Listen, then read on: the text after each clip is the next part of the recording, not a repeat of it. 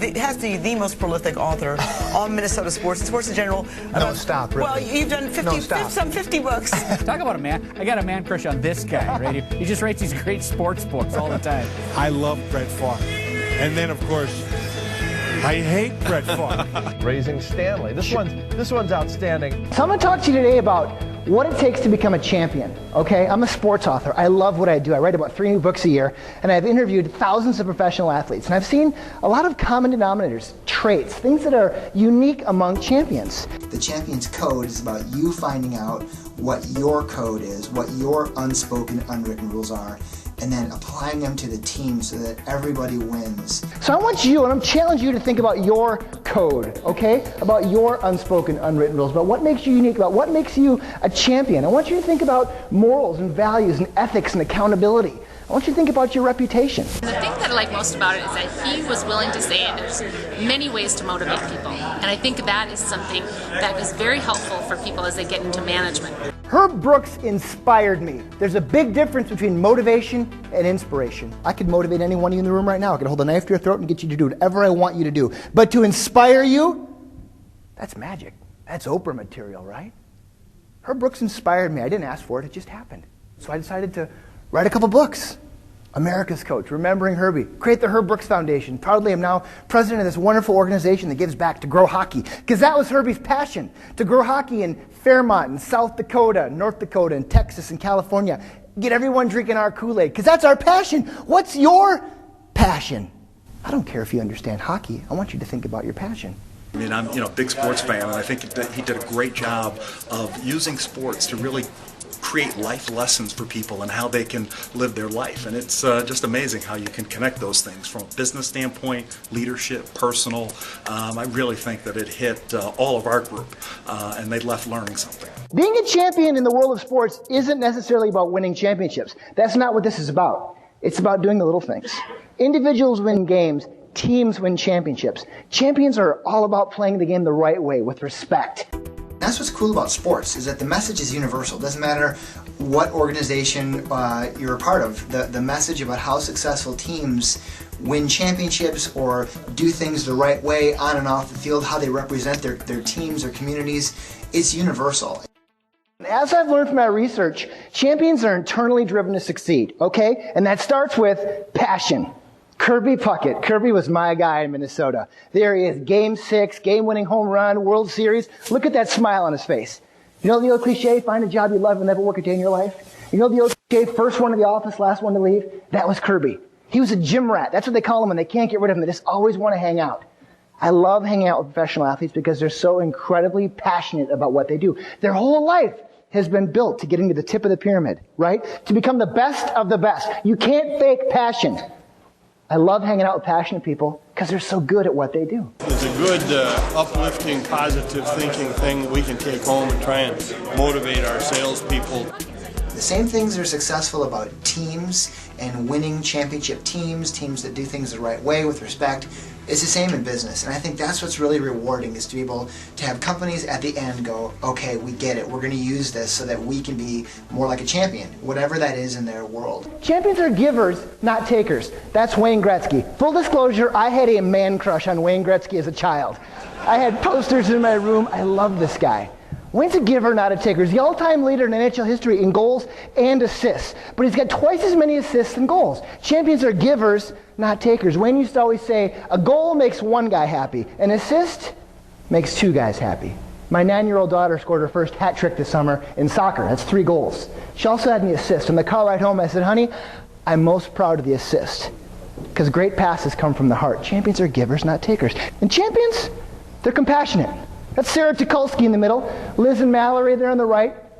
Captains for the Western Central Washington women's collegiate softball team. Big rivalry. Western Oregon, Central Washington. Playing in a big game a couple years ago. Sarah's up to bat, runners in second and third. She'd never hit a home run before, and she stepped up, big game, boom, hit her first dinger. She was so excited. Her teammates in second and third rounded the base. They're waiting for it home. The dugout emptied. All of her teammates are there jumping up and down. They can't wait to celebrate. Sarah's rounding first, and she got a little excited, and she turned, and she blew her knee out. And it was bad. ACL, MCL, it's a train wreck. She's laying there in a heap and she's sobbing, and her coach comes over and says, we're going to pinch run for her. And the ump says, I'm sorry, you can't. It's against the rules. She'll be credited for a 2-run single. She touched first base. Well, can her teammates help her? I'm sorry, they can't. It's against the rules. And Sarah's laying there crying, and then Liz and Mallory came over and they said, hey, ump, is there anything in the rules that says we can't help her because she earned that home run?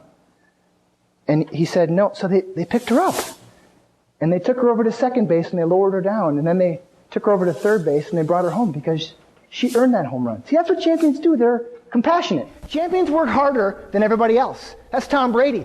Tom was the 199th overall pick of the 6th round of the 2000 draft. 31 teams passed on Tom Brady 6 times before the New England Patriots said, sure, we'll take a flyer on a backup quarterback from Michigan. You know how Tom Brady motivates himself? Every time he plays one of those 31 teams, he makes them pay. Tom Brady works harder than everybody else. He outworks them. This guy sleeps in the office. It's amazing. He's constantly breaking down film. He has a coach for everything. Nutritionist, a strength and conditioning coach, a quarterback coach, offensive coordinator. How many of you have a coach? You know, professional athletes spend 95% of their time working on the game. Only 5% is actually playing. How many of you have spent hours and days and weeks studying your competition on Google, really diving deep, because that's what they're doing all day. When you see them on Sunday, that's just the culmination of so much hard work. There's no substitute for work ethic. What makes you extraordinary as you think about your code, your unwritten, unspoken rules? What is it about you? For me, hey, new ideas. I just finished the World Series book. I got to interview a couple hundred World Series champions. Oh, fun. I get to mine new content for my speeches, write new books. Fun. I love that process. Creates a franchise, like my code books, a commodity. This is why I have a new topic. I can go out and make a new speech. Cool. That's really interesting. Leads to new opportunities. Now, I did this book. One of the code books is really fun. It's about hockey fighting. Believe it or not, I am an expert in hockey fighting. Ray, are you a hockey nut? Oh, this guy's already raising his hand, Ray. Sorry, man. Yeah, that's fun. So we just turned this book into a movie with a guy who won an Academy Award. No kidding. I'm in it for like 30 seconds. It's great. These are new opportunities. I mean, I've had CBC satellite trucks roll into my driveway. Ross, there's a big fight. Can you break it down for us? Okay. I mean, hey, you become an expert, you roll with it, right? Champions set goals and they visualize success. Just wrote this really cool book, Raising Stanley. Interviewed a couple hundred players, and the criteria, you had to have won the Stanley Cup to be in the book. So when I wrote the book, I interviewed a lot of players from the 2008 Detroit Red Wings. And I asked a lot of them, I said, were you surprised when you won the cup? And they said, absolutely not. It was our goal the first day of training camp. We're going to win the Stanley Cup. That goal was reinforced every day. They talked about it. They set down a game plan. People bought into whatever role they were going to do. And when they won it, it wasn't a shock. That was their expectation. You know, it's amazing. I speak to a lot of Fortune 100 companies, talk to their sales groups. And it's amazing how many of them don't have goals set every week, every month, every year. Champions set goals and they visualize success. And when they come true, it's not a shock. Everyone assumes a role. It's like Jim Collins talks about in his book, Good to Great, about who gets on the bus.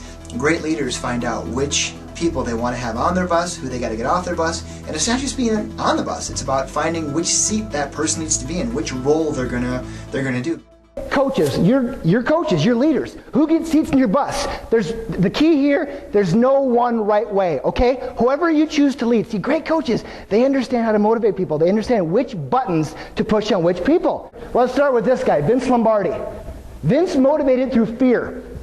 Just wrote another book, the sequel to Raising Stanley, called Raising Lombardi.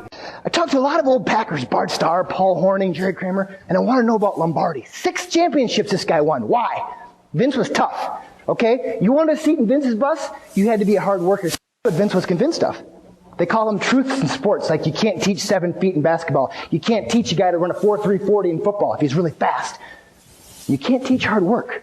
Vince recruited hard workers and figured he could get them to learn everything else. Eventually, everybody was drinking Vince's Kool-Aid, and they were dominant. But Vince, he wasn't your friend. He motivated through fear. He'd berate you, he'd cut you, he'd throw you into the bus. You didn't fit in, you were off the team. That's how he motivated. Now, for Mike Krzyzewski, the winningest coach of all time at Duke University, you want to get on Mike's bus? You better be a person of character. Socioeconomic background doesn't matter. Ethnicity, race, demographic doesn't matter. You better be a person of character. Some people call Mike an elitist snob. So be it. He's the winningest coach of all time. In hockey, you got to be accountable. Accountability. That's Stu Grimson, the Grim Reaper. See, they don't let you wear face masks in hockey for a reason. Because if you do something dirty, if you cheap shot someone, you hit a guy from behind, do something filthy, a guy like Stu is going to come off the bench, he's going to challenge you to a fight. And that's why you have no face mask. You can't hide. You got to take your medicine a little bit there, don't you? You might lose some teeth, but you'll learn a very valuable lesson about how to play the game with respect, the right way. Now, what's interesting about Stu is he's also an ordained minister. So when he beats the crap out of you, it's coming from a higher cause, which is really fascinating.